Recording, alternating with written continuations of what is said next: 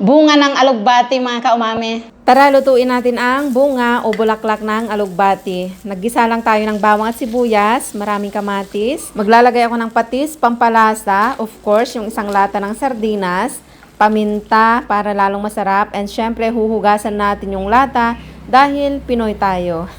Ilalagay na natin yung bunga o bulaklak ng alugbati kapag gumulo na yung sabaw. At ibablanch lang natin ito ng very light dahil ayaw nating ma-overcook para crunchy. Tikman natin.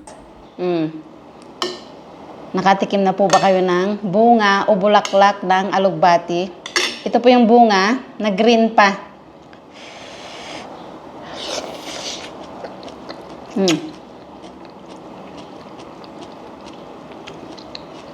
Sarap.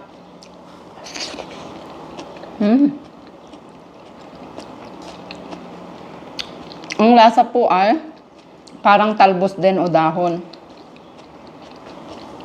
Yun lang, meron kang nangunguya na crunchy yung mga bunga niya.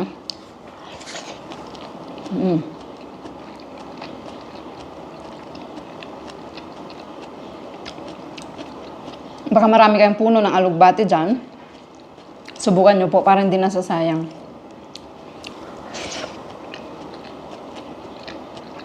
At madulas din po siya.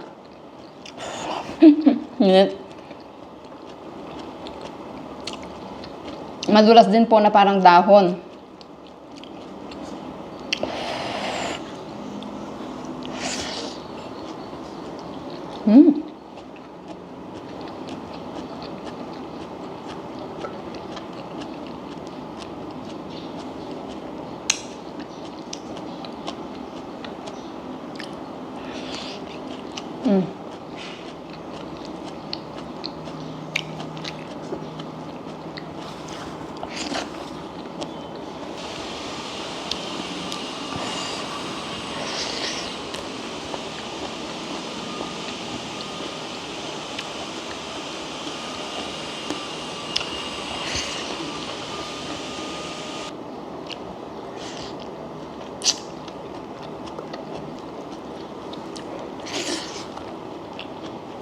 Sa atin po ba nakakain ng ganito?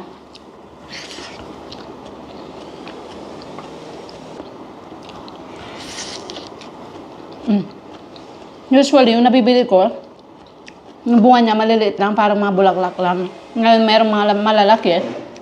Okay naman. May crunchy siyang taglay. At ang benefits po nito, katulad din ng mga dahon. Kaya subukan nyo rin. Kung favorite nyo ang alugbati, I'm sure magugustuhan nyo rin.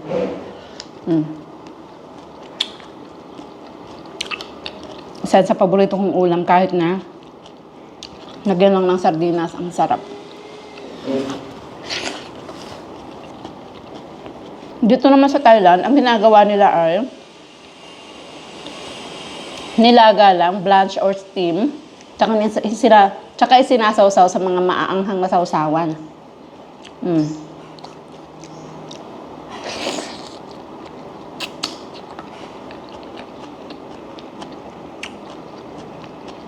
Ano?